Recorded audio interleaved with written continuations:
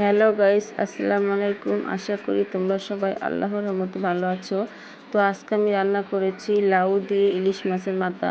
তো ভাবলাম রেসিপিটা তোমাদের সবার সাথে শেয়ার করি। তো আমার সাথে থাকো আর পুরোটা ভিডিও দেখো। এই যে আমি চুলায় বসিয়ে দিয়েছি পেঁয়াজ কাঁচামরিচ। তো পেঁয়াজটাকে আমি ভালো করে ভেজে নেব। পেঁয়াজ ভাজা হয়ে গেছে, দেব সামান্য পানি। ভিডিওটা ভালো লাগলে লাইক কমেন্ট শেয়ার ও সাবস্ক্রাইব করে দিও আর আমার পাশে থেকে। দিলাম 1 চামচ হলুদ ফাঁকি, 1 চামচ মরিচ ফাঁকি, স্বাদ মতো লবণ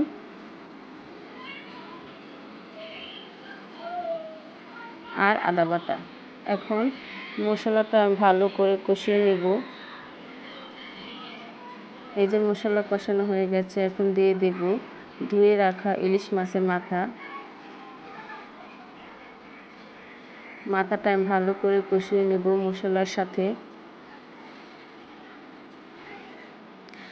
এই যে মাথাটা আমি তুলে নিয়েছি, নাহলে কাটা কাটা তরকারিটা কাটা কাটা হয়ে যাবে, পরে আবার দিয়ে দেব। এখন দিয়ে দেব ধুয়ে রাখা লাউটা অনেক কচি ছিল, আজকে সকালে আনা হয়েছে টাটকা লাউ। এই যে আমার লাউটা কষানো হয়ে গেছে, এখন দিয়ে দেব পানি। ইলিশ এমন একটা মাছ, যে কোনো সবজিতে রান্না করলে সবজির স্বাদটা দ্বিগুণ বেড়ে যায়, জাতীয় মাছ বলে কথা।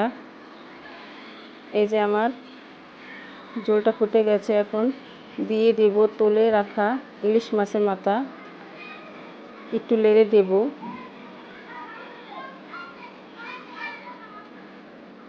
তোমরা একবার হলে রেসিপিটা বাসায় রান্না করে খাবে।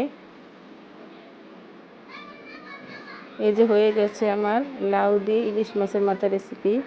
তো ভিডিওটা দেখার জন্য তোমাদের সবাইকে ধন্যবাদ। আমার পাশে থেকো, আমার বেশি বেশি সাপোর্ট করো। আল্লাহ হাফেজ।